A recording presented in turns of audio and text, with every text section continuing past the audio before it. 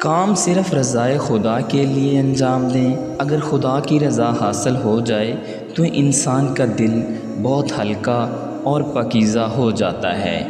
تمام کاموں میں خدا پر بھروسہ کرو۔ ہمارے اس ضعیف وجود کو اگر خداوند عالم لمحہ بھر کے لیے بھی ہمارے حال پر چھوڑ دے تو سوائے ہلاکت کے اور کچھ نہ ہوگا۔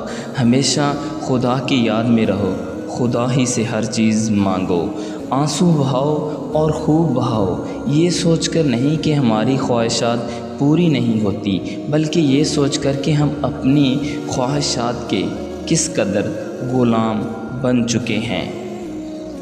کوئی ملک اس وقت تک غلام نہیں ہو سکتا جب تک اس کے اپنے لوگ غداری نہ کریں، کیونکہ اکیلا لوہا جنگل سے ایک لکڑی تک نہیں کاٹ سکتا جب تک لکڑی اس سے مل کر کلہاڑی نہ بنے۔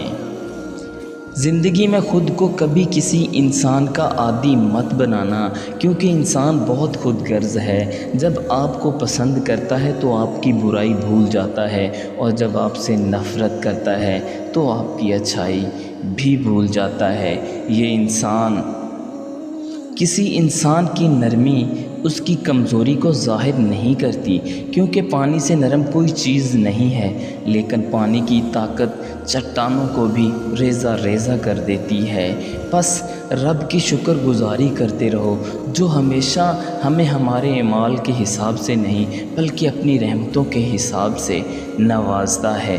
چلتے وقت خیال رکھو کہ تمہارے پاؤں سے اٹھنے والی دھول کسی کی آنکھوں میں جا کر اس کی منزل کے نشان نہ چھین لے۔